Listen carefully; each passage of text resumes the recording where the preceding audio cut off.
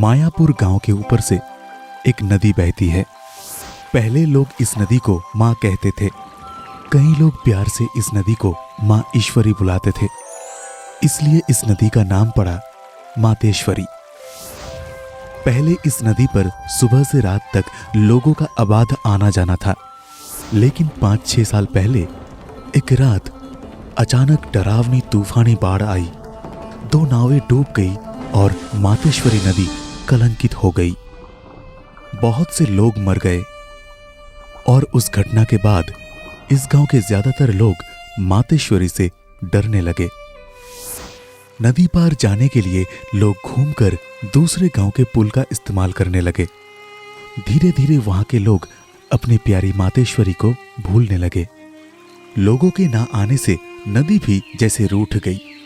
पार के घाट में काई जम गई है, जैसे देखभाल के अभाव में मां मातेश्वरी की आयु घट गई हो। सिर्फ एक ही आदमी ने पूरे मन से उसे याद रखा है, भैरव माझी। उसके पिता कैलाश पहले इसी नदी के मछुआरे थे।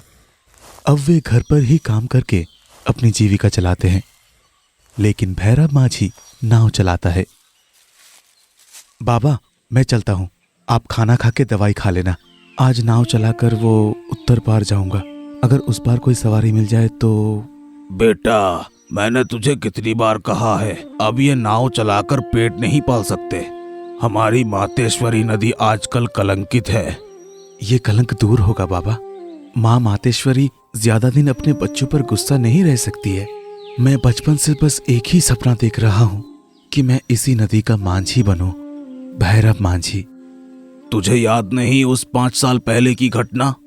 याद करते ही आज भी मैं डर के मारे सिमट जाता हूँ, इसलिए मैं डरता हूँ। वो नदी बहुत ही डरावनी है। अगर तुझे कुछ हो गया तो। कष्ट तो मातेश्वरी नदी को भी मिला होगा। मातेश्वरी को मैं माँ की तरह प्यार करता हूँ बाबा। बस एक बुरी घटना होने से कोई माँ को कैसे भूल सकता है।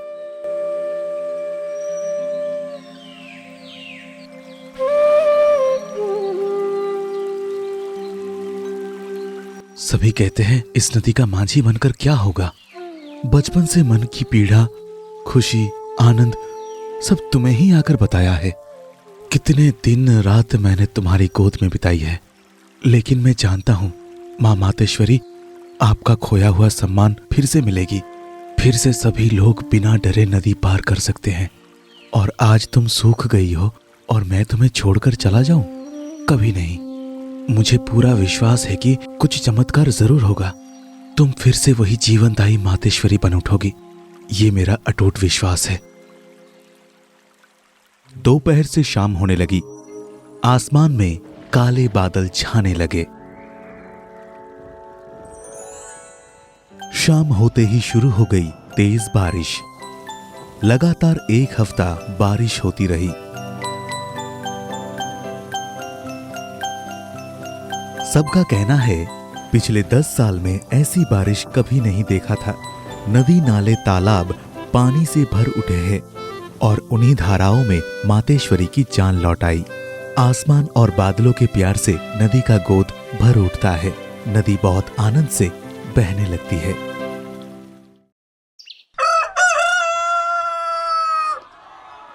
सुना तूने?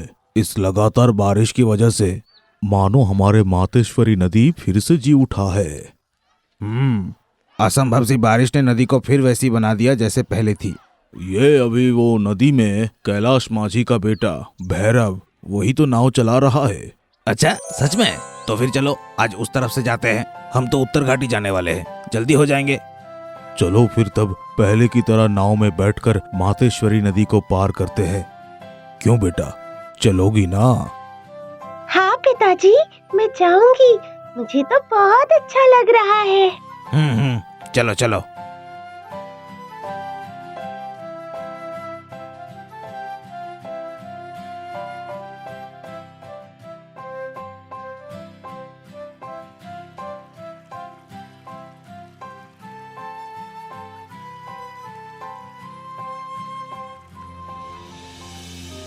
पिताजी, कितना अच्छा लग रहा है नाव पर बैठकर। ये नदी भी कितनी सुंदर है। मुझे बहुत अच्छा लग रहा है पिताजी। हाँ, ये नदी बहुत सुंदर है।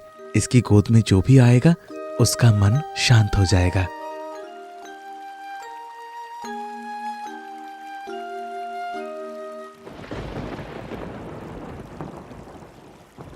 अरे ये क्या, बारिश होने वाली है क्या?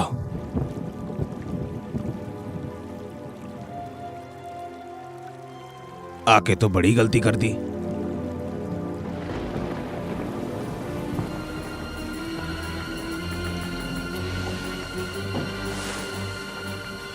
पिताजी, मुझे बहुत डर लग रहा है, मैं मर जाऊंगी पिताजी। मुझे कस के पकड़ कर रखो बेटा, नदी पागल हो गई है। हे भगवान, क्यों आया मैं यहाँ पर? हे ईश्वर बचाओ हमें।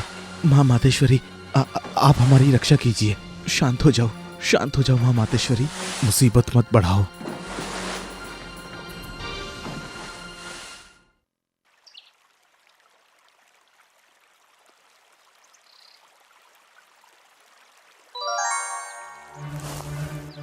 मातेश्वरी, इतने सालों बाद फिर से तुम्हारे रास्ते से लोग आ जा रहे हैं। ऐसे वक्त पर ऐसी घटना, मैं जानता हूं, मैं बहुत अच्छी तरह से जानता हूं। अगर इन लोगों को कुछ हो गया तो इस गांव में आपका मेरा बदनामी हो जाएगा कि तुम्हारे सीने में मृत्यु है। इतने सालों बाद मैं उस पुराने कलंक को फिर से तुम्हारे सर पे नहीं लगने देना चाहता। माँ मातेश्वरी, तुम सुनो मेरी पुकार। मातेश्वरी, माँ मातेश्वरी। भैरव, मेरी ओर देखो, मैं हूँ मातेश्वरी। माँ मातेश्वरी।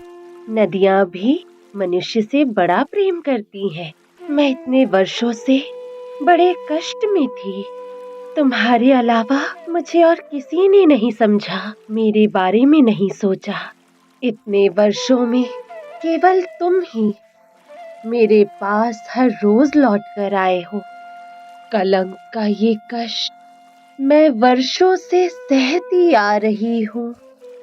इतने आंधी तूफान झेलते हुए ईश्वर के आशीर्वाद और तुम्हारे प्रेम के कारण मुझे मेरे प्राण वापस मिले।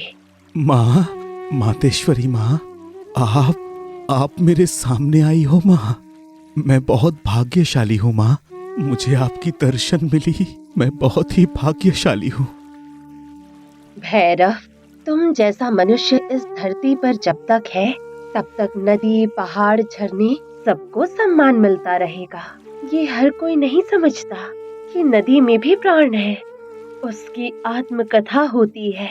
जब प्रेम मिलता है तो हृदय खिल उठता है, प्राणों का संचार होता है।